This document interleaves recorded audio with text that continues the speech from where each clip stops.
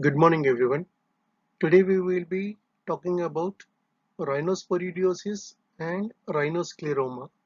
These are essentially the diseases of the nasal cavity, and as such, they cause problem or symptoms or signs within the nasal cavity. As such, per se, they don't create any external nose deformities, whereas tuberculosis and leprosy, they would create external nose deformities, but inside there will be some amount of disease. But technically, rhinosporidiosis and rhinoscleroma, both are the diseases of the nasal cavity as such. With respect to my teachers, let us begin our class for today. What is this? Rhinoscleroma. We'll begin with rhinoscleroma and then we'll go on to rhinosporidiosis and then go to rhinoscleroma. This is basically a chronic granulomatous disease, and the basic caused by Rhinosporidium seeberry or Kinley. But the only problem with this is neither a fungus nor a protozoan. So what we have, the latest research has put it is this is an parasitic protozoan which is being placed between the fungus and the animals. That is why it is called as a mesomycetozoa. This is as such seen essentially in India and Sri Lanka, the coastal area of India and Sri Lanka. In India, this is more so in Tamil Nadu and Kerala, while it is also noted in Orissa, West Bengal, Madhya Pradesh. Also, some parts of Andhra Pradesh are also involved, but per se, for some reason, the disease is not that common. In Kerala, Madurai and Ramanan are more common. This is a disease of males slightly more than females, and for whatever reasons, the disease is, very coincidentally unilateral, more common than the bilateral disease. Though the mode of transmission and inoculation should affect both the noses, or both the nostrils, but somehow we see only in unilateral.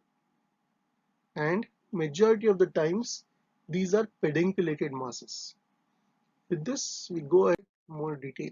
How do we get it? This has been seen in basically the cow dung for some reason has been propagated as the cause for transmission.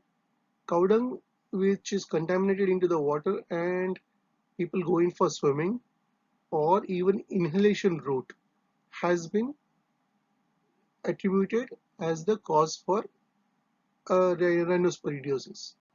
And the whole thing begins with whenever there is a trauma to the epithelium. Now, because there is a trauma, we have this habit of nose picking and all. So what happens is there is definitely a trauma, and moment this epithelium comes into contact with the contaminated water, this will lead to the disease formation. Wherein, apart from all this, this is also said to be auto-inoculation. That is, we have a itching in the nose, we put the finger in the nose and then put it again in the eyes, or for rubbing the eyes because of the itch or because of somewhere in any what do we say, cutaneous lesion which has been traumatized. This will lead to by auto inoculation into the other parts. Apart from that, there is also some lymphatic spread and a hematogenous spread. Why this will be important? Because we will know where the sites are. What exactly is the pathology? This will lead to a papillomatous hyperplasia, that is, the mucosa is not breached.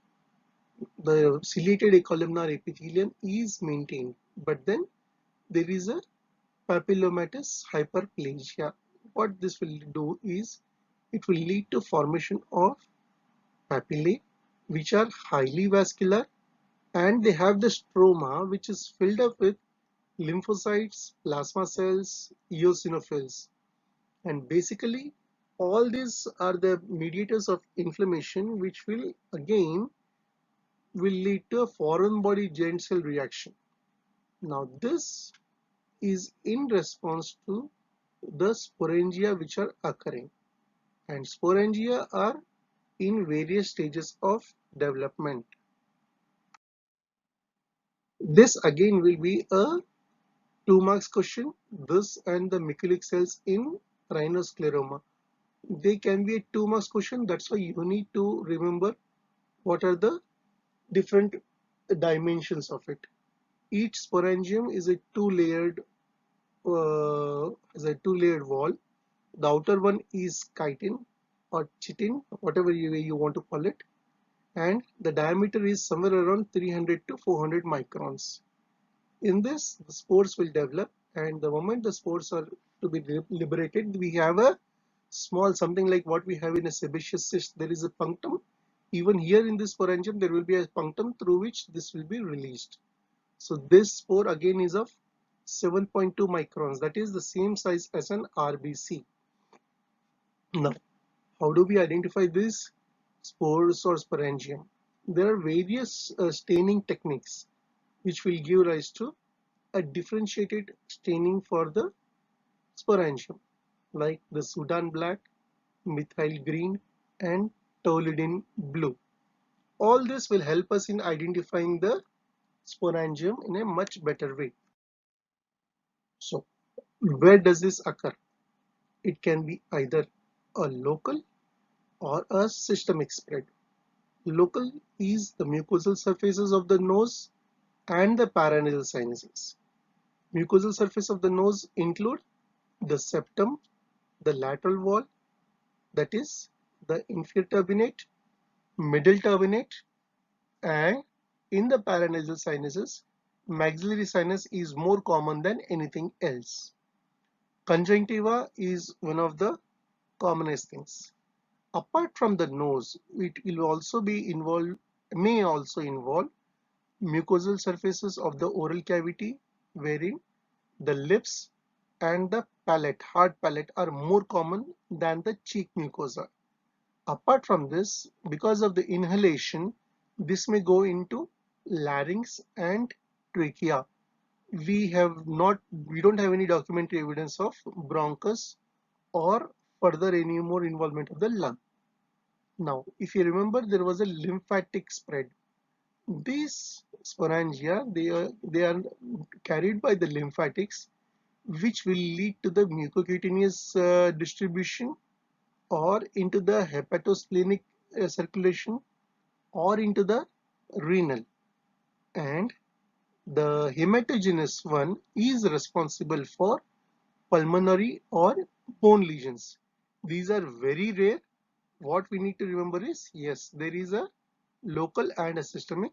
In systemic, because of lymphatic into the mucocutaneous and the hepatosplenic, whereas blood spread will lead to renal, pulmonary, or the bone lesions. What do we see? Patient usually complains of nasal block. Because the disease is unilateral, it will be only on one side. So maybe unilateral, maybe bilateral. But then there will be a fleshy mass which will be painless to touch but bleeds. That's why, because of whenever they do finger picking, there may be a bleeding from the nose. Unilateral bleeding is fresh, spontaneous. The discharge, if there is no bleed, because the discharge, the mass as such will be blocking the sinus pathway, this will lead to a discharge which is serosanguinous in color. These masses, they look something like a strawberry, wherein the mass as such will be red, fleshy. The white spots are actually the sporangia, which will be, if at all the punctum opens, will be ready to spread the spores. Now, how do we differentiate this? What are the differential diagnosis? Antrochoanal polyp, inverted papilloma, rhinoscleroma, and malignancies. These things have to be ruled out. Essentially, for diagnosing this, the only way you can identify is by a biopsy. Differential diagnosis of AC polyp, the appearance and all that, they all go in favor. But definitive diagnosis is always a biopsy. So what do we find? We need to do a histopathological examination and radiology. What will the histopathological finding will be? The same papillomatous structures with stroma which is filled with blood vessels, eosinophils and plasma cells. Apart from that, radiology will be helpful only in identification of the extent of the disease. As such, it doesn't have a pathognomic feature, but it will identify in the extent of the disease. So what is the treatment? The treatment here is actually a combination. That is, we are supposed to have both medicines in the long term and surgical treatment. Surgical treatment is wide local excision with electrocautery to the base. That is, we physically remove it. Nowadays, it has been easy with the advent of endoscopes. Under vision, we can take out the lesion. And with the cautery, what will happen is the underlying vascular features or the vascularity will not have a chance to, that will lead to fibrosis, and the spores cannot actually go and embed into the mucosa again. Medical treatment is only for recurrence or in very early stages of this thing. Various treatments have been advocated, that is intravenous amphotericin, dapsone, which is 100 milligrams 3 times a day.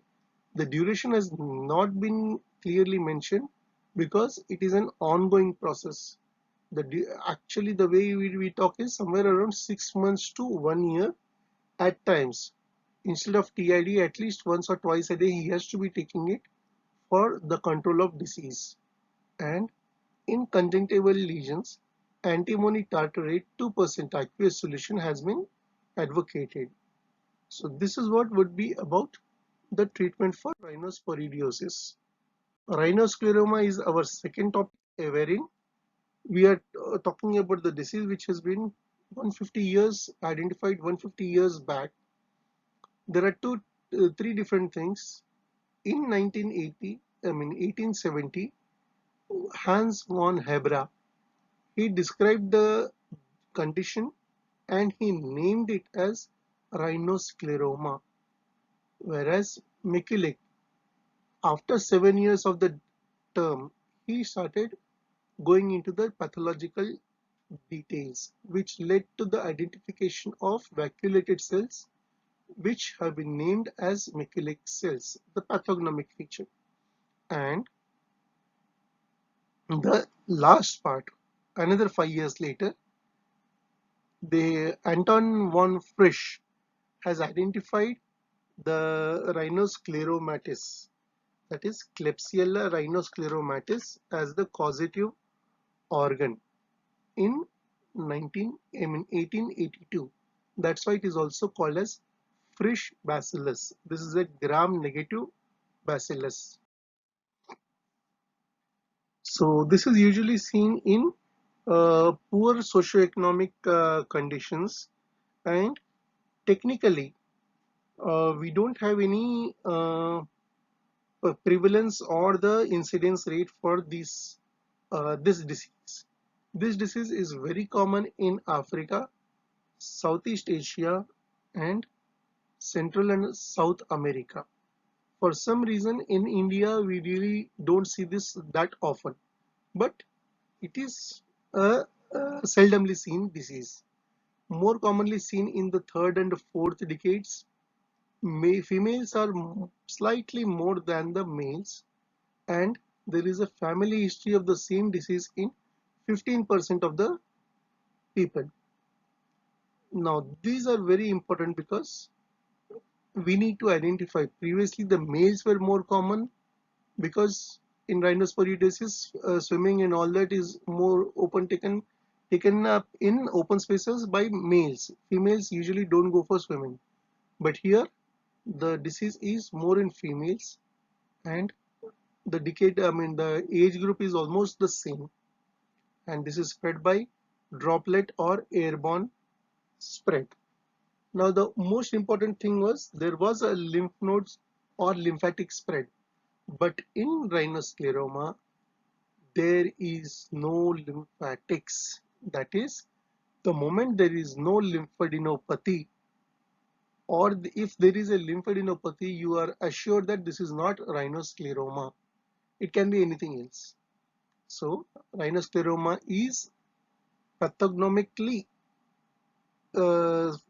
feature is absence of lymph nodes or lymphatic spread. Sites. Nasal mucosa is almost invariably involved, 95 to 100% of the times. In this, the septum and the lateral wall is more commonly noted, and this may extend into the pharynx also, that is the nasopharynx, oral cavity, oropharynx, and maybe into the larynx also. Paranasal sinuses are rarely involved. Trachea and bronchi are again rarely involved. Why? Because this is a disease of the nasal cavity as such. What are the pathophysiology? This has been attributed to a impaired immunity. That is, there will be a CD4 and CD8 cell count reversal. That is the most common thing which has been identified, and there has been this thing of genetic susceptibility. What is the pathology? This is the most common thing. The hallmark or the characteristic stage is the granulomatous stage, which will be demonstrating Mikulicz cells and Russell bodies. Russell bodies are not pathognomic of rhinoscleroma. This can happen in Russell bodies can be seen in malignancies also. So these are basically the plasma cells with birefringent inclusions, and there will be a hyperplasia of the epithelium. That is why granuloma will be forming, and the histiocytes will be having large vacuoli, and the nucleus will be pushed to one side. These are what have been identified by Mikulicz, and they have been named after him as Mikulicz cells. In these cells, we may identify the bacteria also. So identifying or hallmark is only and only Mikulicz cells, not Russell bodies. What happens? The moment there is a bacterial infection, the basic any inflammation will start with neutrophils. But because the neutrophils are not in a position to kill the bacteria, they remain as such, and as the duration progresses, this will be taken back into by the histiocytes. The histiocytes form the Mikulicz cells. These Mikulicz cells, once they are matured enough, they rupture and release the bacteria again into the interstitium. So the moment there is a rupture, there is inflammation. Inflammation will again lead to cell wall weakening. This is the whole cycle which will be taking place. Now, there are three stages which have been very characteristically told in rhinoscleroma. So please, I remember it in this way: atrophy, hypertrophy, and fibrosis. This is very important. Why? Because first, atrophy will be only confusing with the destruction, with the atrophic rhinitis as such, which is again a different disease. Here the bone destruction may occur or may not occur, but in atrophic rhinitis, definitely there will be a bone destruction. Let us see how each one fares. The atrophic stage is also called as the catarrhal stage. Why catarrhal? Because there will be non-specific rhinitis. That is, the patient will be having a running nose, there will be nasal block, there will be crusting. So this is where we have a non-specific rhinitis. The discharge is usually foul smelling, and because the air will be passing over the discharge, it will lead to drying. The drying will lead to crusting. So there is a crusting of the epithelium. As such, the bone destruction will never occur in this part. So what we need to see is uh, in the signs there will be crusting. The crusting are again black to grayish blue in color, and the underlying mucosa will be thinly draped, wherein we can easily remove the mucosa. This will lead to severe pain. So atrophy and crusting are the most common signs. The atrophy begins from the septum, lateral wall, and at times there may be destruction of the septum also. The histopathology would be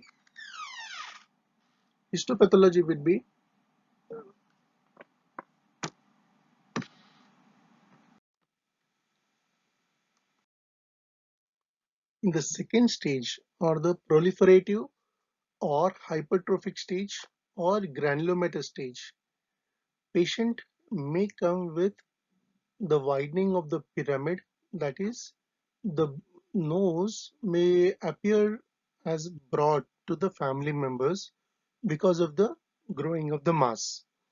There may be bleeding, there may be decreased sense of smell, and if the pharynx is also involved, there may be hoarseness of voice also. Epiphora is usually because of the blockage of the nasolacrimal duct in the inferior turbine meatus. Now these are the symptoms. What are the signs we see? We see destruction of the cartilaginous septum.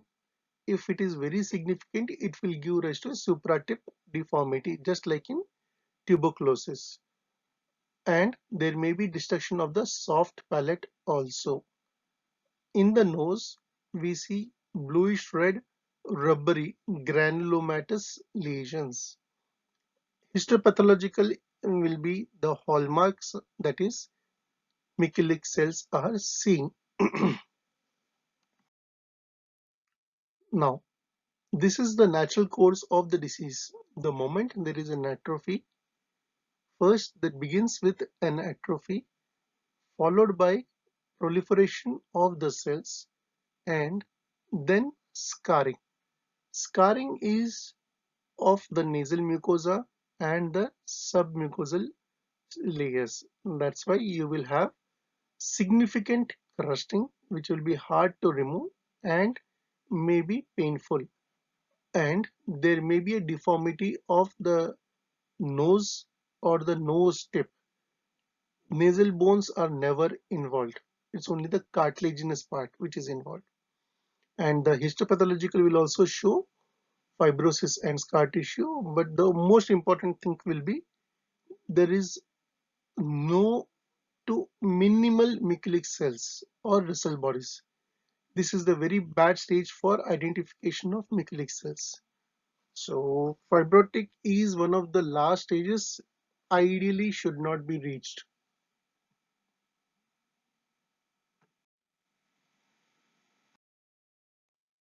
So how do we diagnose?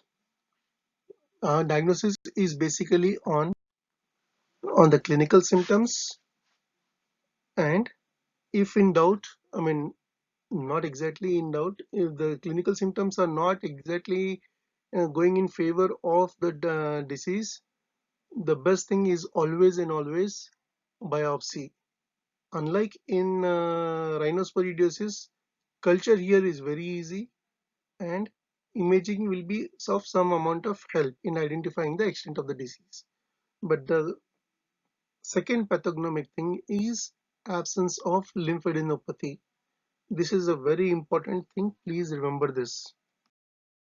And how do we differentiate this from other diseases? The other diseases include bacterial, fungal, protozoan, inflammatory lesions, and malignancies, which includes the whole list, that is Koch's, leprosy, actinomycosis, histoplasmosis, blastomycosis, leishmaniasis, Rosai-Dorfman disease, sarcoidosis, granulomatosis with polyangiitis, and lymphoma. This are basically, they will be asking you to list out the differential diagnosis of rhinoscleroma. At times, this the atrophic stage of this thing will also be confused with atrophic rhinitis. So how do we do? The best part of this thing is pathology, wherein not just a single stain, multiple stains are used to identify. There is actually a panel of stains, including immunohistochemistry, which will be helpful in identifying whether this is rhinoscleroma or is it a fungal disease or anything else. So Warthin-Starry, Grams, periodic acid shift basic, um, Pastine, and Grocott silver methamine for fungal elements. Immunohistochemistry will include CD68. CT scan will show non-enhancing, that is, it is not involved with the blood.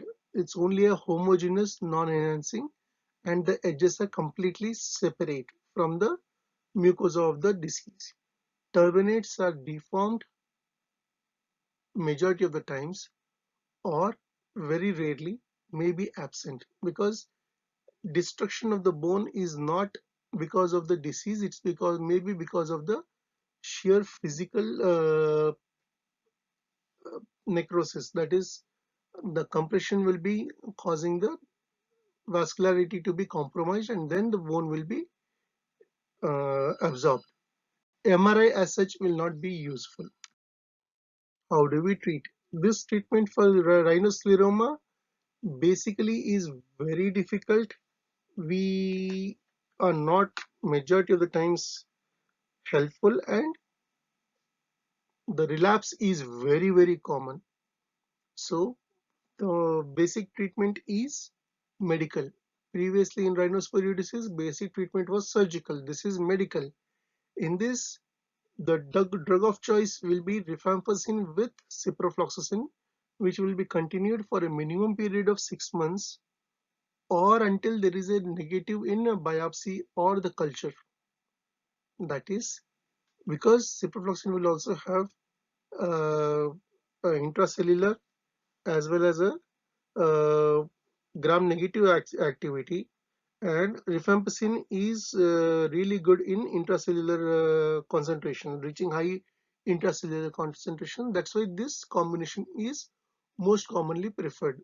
Any cephalosporin second or third generation can be used. Streptozomycin will be used, can be used. Doxycycline can also be used, but doxycycline is normally avoided in children and pregnant ladies. That's why we don't use it. And the surgical treatment here will be to cause basically it's a conservative treatment. Previously, like we used to go left and right, now here it is conservative treatment, wherein we have to depend on the medical, and whatever the crusting and the nasal block are affected, this is what has to be relieved. Now this ends our group granulomatous disease of the nasal cavity. There are others also, leishmaniasis and histoplasmosis, but it will not be that significant for you in our routine thing. Thank you.